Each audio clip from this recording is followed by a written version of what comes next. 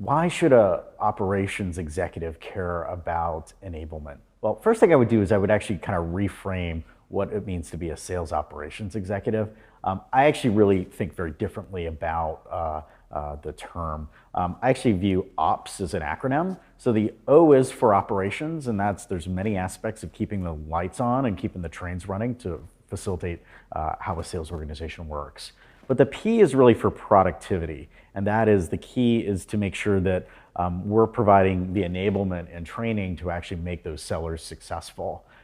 Sales is one of the most expensive functions in a company, and it's critical to get maximum productivity and continuous lift in productivity. That's only going to come from investing in enablement. And frankly, there's so many things to invest in. There's product, there's sales methodology, there's competitive, there is internal process of how to get things done in the company. There's the buyer. So there's so much that you have to invest in. And if you don't, you're not going to have a successful sales organization. And then the final piece of ops is S for strategy. And that's really sort of what I think an ops executive needs to do is guide where's the company's growth going to come from and how do you accelerate that growth. I think in terms of how do you make sure that your programs are aligned with the company's priorities, I think it's really up to the ops executive to think about their job much more holistically. So more, it's, as I said already, it's not just operations, it's operations, productivity, and strategy. But I think also you really have to think, you have to wear the hat of not just sales, but really of sales and marketing and customer success. You really have to think about it from a go-to-market perspective.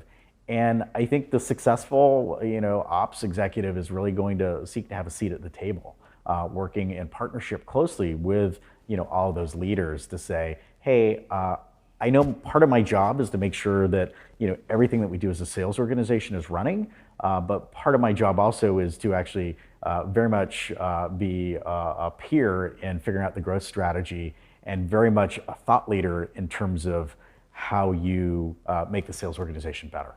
In terms of recommendations that I would give to a new VP of sales ops when it comes to enablement is it's really what is the key to driving sales productivity. What we look at in ops when we're in spreadsheet land and meeting with a CFO and head of sales and CEO is it's all about it's a growth agenda, but then it's also very much a resource agenda. And the resources that you get to get to growth, the connecting link is productivity. So if you hire X number of people, how productive are they going to be and what growth is that going to generate? And then if you want to have accelerated growth and if you want to have margin expansion, you need to get productivity lift. And the only way that you get productivity lift is helping your sellers be better.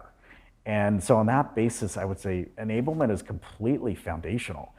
So I would actually even say this, some ops executives don't own enablement, but for those people, don't care about hierarchy and org chart. You need to focus on all the things that are actually going to move the needle for the company from a growth and productivity standpoint. And that's personally how I define my job. A bunch of the levers that I care about are in marketing, or they might be in channel, or they might be in product, or they might be in customer success. And I will go be heavily involved in those on a proactive basis. But enablement is completely foundational. And if someone else is running enablement and rolls into the head of sales, then you just need to be lockstep partner with that person.